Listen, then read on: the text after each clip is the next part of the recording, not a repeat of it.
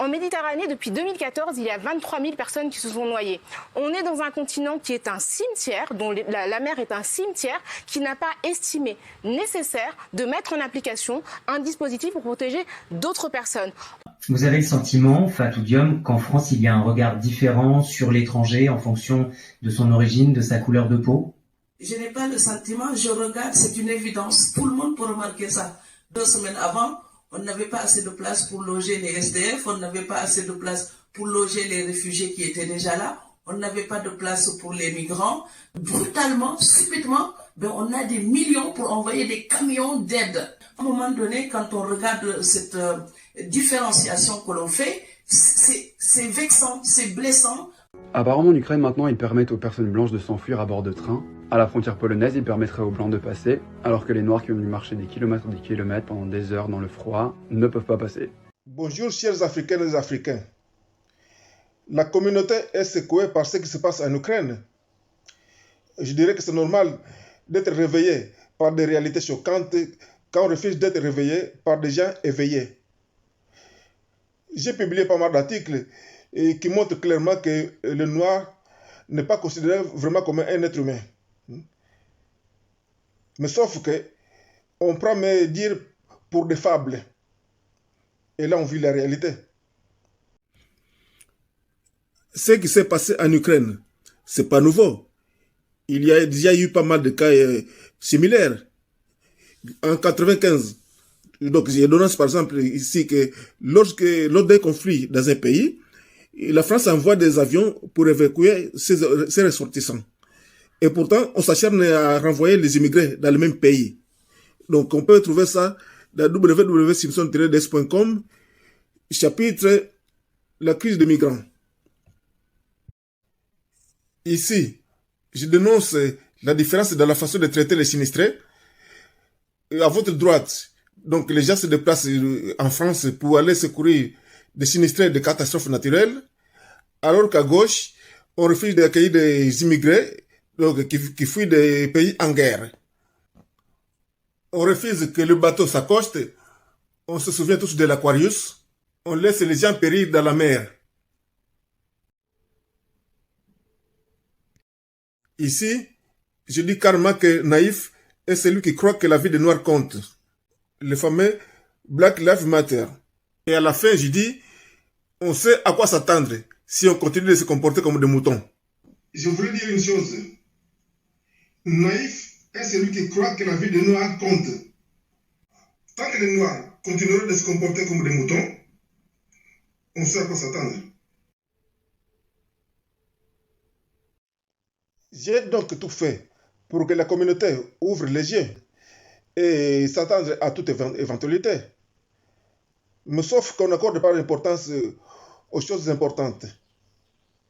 Les gens préfèrent suivre ceux qui font des scandales dans les lieux publics.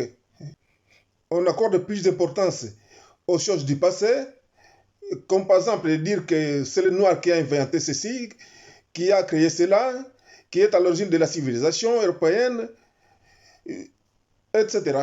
Vendre des livres pour raconter les grandes œuvres des Noirs du passé, ce n'est que de l'histoire. Je ne vois pas en quoi cela pourrait combattre le racisme. Je ne vois pas en quoi cela va contribuer pour le progrès des Africains. En plus, dans cette vidéo, je dis que pas parce qu'on aura dit aux Européens que c'est les Noirs qui les ont appris à écrire, que subitement, ils vont dire que désormais, on vous respecte. Ce qui me dépasse dans cette histoire, ce n'est pas le fait que les gens soient choqués, mais c'est le fait de prendre cela pour une surprise, de voir cela comme quelque chose d'inimaginable, alors qu'il y a eu pas mal de choses qui auraient pu mettre la puce à l'oreille.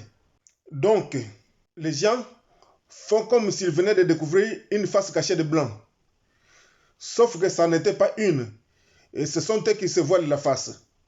Quand le journaliste dit qu'il voit avant tout le monde, c'est que beaucoup d'instituts de sciences politiques ne voient pas, c'est que les professionnels de la politique ne voient pas. On fait allusion à des choses comme la crise financière, les gilets jaunes, l'abstention record, la surprise électorale de 2017, droite et gauche éliminées,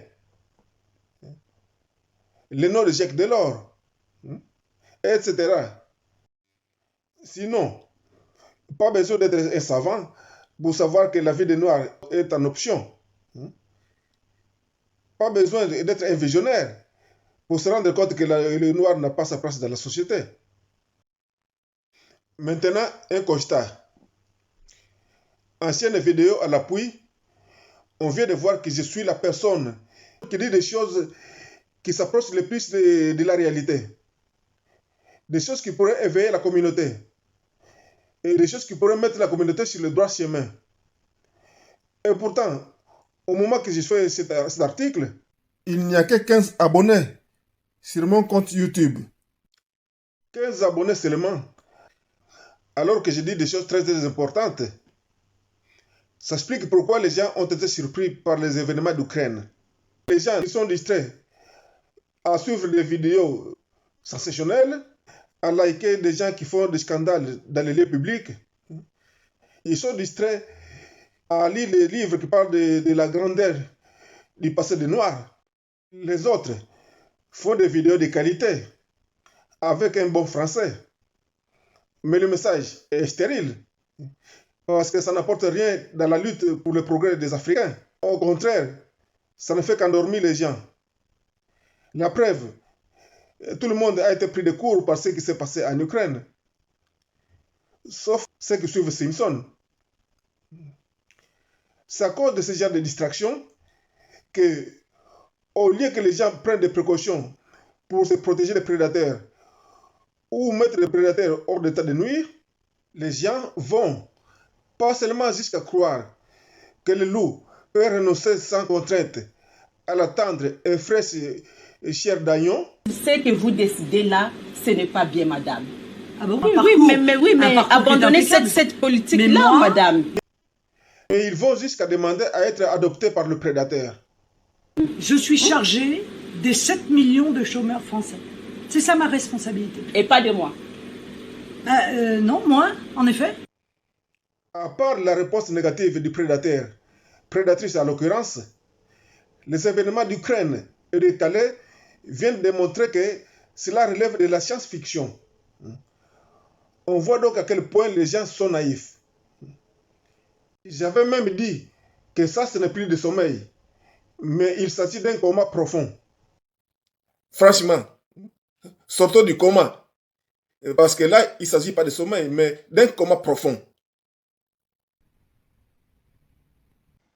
Alors, ceux qui veulent continuer à se voiler la face et s'intéresser à des articles stériles, qu'ils continuent.